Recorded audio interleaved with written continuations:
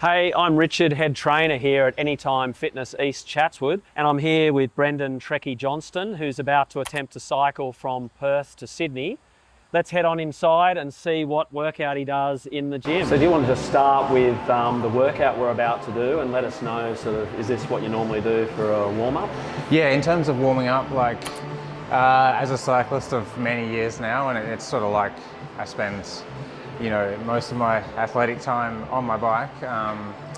My body and joints, I think, get pretty conditioned for that and not for much else. So for sure, especially as I've gotten a bit older, like warming up for the gym has become pretty crucial, and trying to avoid any niggles. Like I say, my body's not so well versed in handling that extra weight, and other than just doing this motion of being on a bike.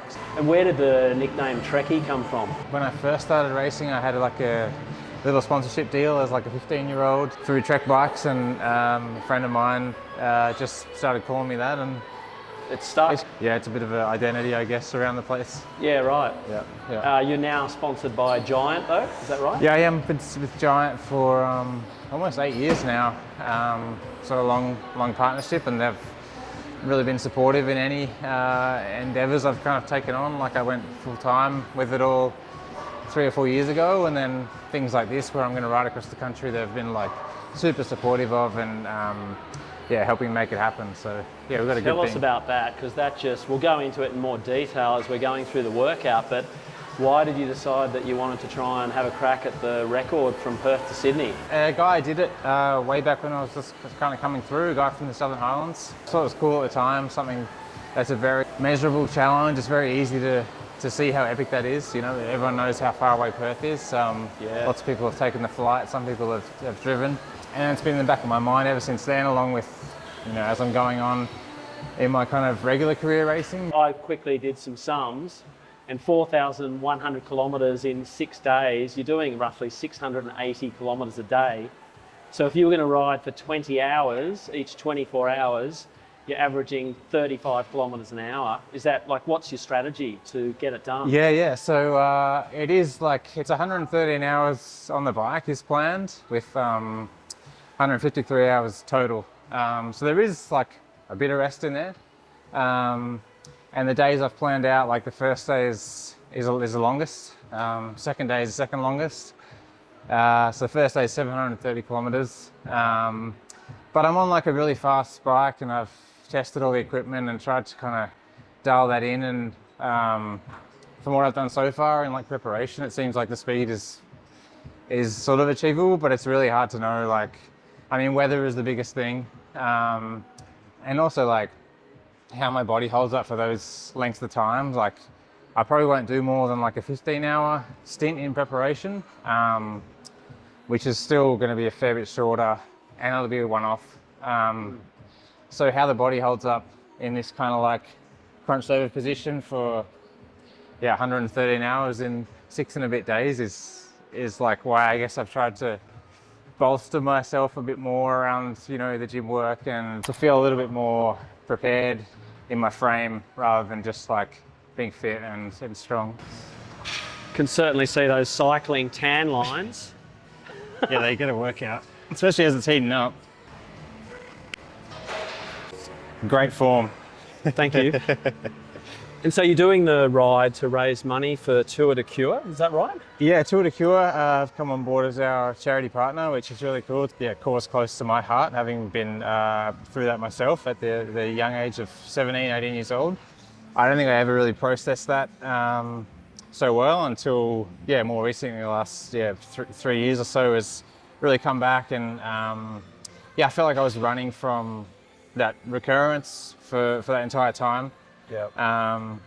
And it's things like this, challenges like this, where I feel like I'm making a turn and kind of facing things a bit more head on. And it's a bit metaphoric. I think for me, when I'm faced with challenges, when I learn the most about myself, and when I can reflect. Was it after your treatment that you literally raced within a couple of weeks of having surgery? No, so it was pre-treatment, but after surgery, I was on the national team to race the Home World Championships on the mountain bike in Canberra, in Stromlo, pretty much not far from where I grew up on the south coast, and diagnosed.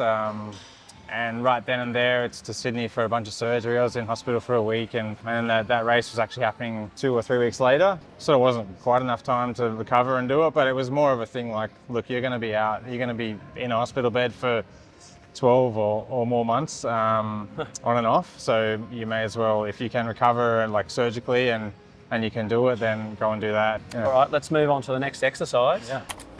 Yeah. So while we're doing these, why don't you tell me a little bit about your training and what's involved in preparing for a ride like this and how it's different to what you do for the rest of the year? Yeah, for sure, Rich. It's like a matter of like bolstering, my entire body and the frame a bit more, so it's equipped to handle that load. Like even with this exercise here, try and replicate like the close elbows as you would on the time trial position, which I'm not used to. I mean, my normal racing is on a traditional kind of drop bar gravel bike or on the mountain bike, but yeah, I've had to really like just think about more of this kind of thing. Okay, I reckon that's about a minute, Brendan. I read somewhere that you're cycling like 35 to 40 hours a week.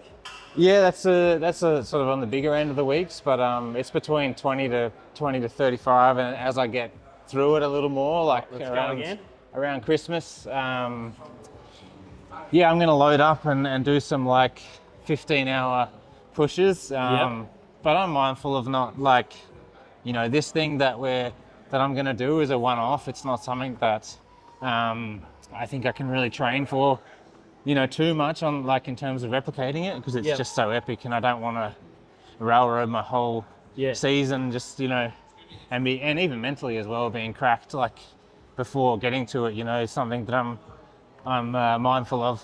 All right, so the next exercise you're doing is hamstring deadlift, so you can do the first set. Yeah. Work on this weak cyclist back. Yeah.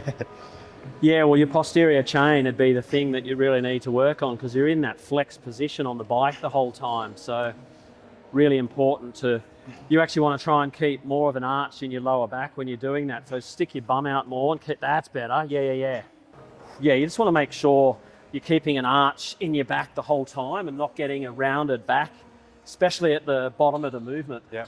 Okay, so next on your list, you've got bird dog. Again, great exercise for basically strengthening the whole posterior chain, lower back, glutes, hamstrings, shoulders. So let's get into some of those. And so will you have anyone who hops on their bike and does a bit of riding with you from Perth to Sydney? So my girlfriend rides as well, and she's going to come along and support, but she has some big challenges coming up early in the new year that she wants to prepare for, so hopefully she can jump in the wheel. The problem with this ride is the speed is so high that and on the time trial bike itself, it's quite fast, and it will be a good workout, even for someone to try and sit on your wheel. Yeah. But no, I've checked with the rules and whatnot, and it's all within the rules to have people join along. And I think leaving Perth, I've had a bunch of people reach out to leave Perth with me, and then along the way, as we get closer to Canberra. Oh yeah, of course, all your mates from there. We'll have some people join in, which is really cool. So how long have you been incorporating weight training into your whole routine? This year more than ever. So I started in like the pre-season phase. I was just doing really lightweight, getting my body used to the exercises and the process, and then build it up a bit into like an hour and a half kind of routine. And then now we started with much heavier load on the bike. The gym sort of reduces, keeping it consistently like 3 times a week amongst many hours on the bike itself. Next up, we're what I call the shoulder tap. I'm not sure if it has I think my Spanish coach calls it the Superman Alterno. Yeah, I find it's another core exercise where you're up on your arms. You got to hold steady through the glutes. You hear about Tour de France riders consuming 8,000 calories a day, and they're only riding for maybe 5 or 6 hours. So what have you got planned for this epic ride? Yeah, it's true. However, my effort generally is going to be significantly less than that kind of effort that they do in a race like the Tour. But it's still going to be 10,000 sort of calories a day. All right, have a rest for a sec. Which the fueling is actually basically impossible to it's a completely combat. Like there's no way you can eat as much as what I'll be using. You can only consume so much until your body starts to say no. And Yeah. I mean, I get that even out training on the hotter days. Like the sugar just becomes too much once you get 6-7 hours in. And So a lot of it's liquid. Will you actually eat any solid food when you're riding? yeah, for sure. Plenty, I think, is the goal. That sugary like drink mixes that we have. Yep. They really, I mean, they're great because you're getting some hydration as you go, but it does become really hard on the palate to actually keep shoving it down, and you can get that refusal from the stomach. Okay, so the last exercise on the program is calf raises.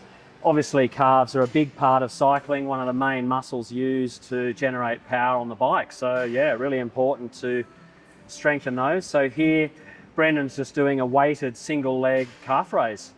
Where can people find out more about this ride that you're doing, and how can they support you? Yeah, so on Instagram, I've still my social media, but we have a fundraising page on Tour de Cure where people can donate. But honestly, I know like raising money is a hard game, so that's the ideal. But if not, to share the cause. I think awareness about cancer treatment and the work that Tour de Cure do to improve cancer treatments. I think we're going to have less of this trauma associated with it for those that are lucky enough to survive it. So I think if we get some support, but yeah, honestly, if people are following along, and I think it'll be an entertaining week. 10th of January, we kick off at Cottesloe Beach. There'll be a link to follow my progress, and obviously lots of stuff on social media. But yeah, hopefully I can break the record and make it Australian who holds it again. Absolutely, that's so awesome. And I look forward to Christoph getting a message on Strava saying, "You've lost your KOM." Yeah. Absolute commitment that you're going to make it and break the record. So all the hopefully. best and good luck. Thanks for your time, Rich. It's fun Nice to train meet with you. Yeah.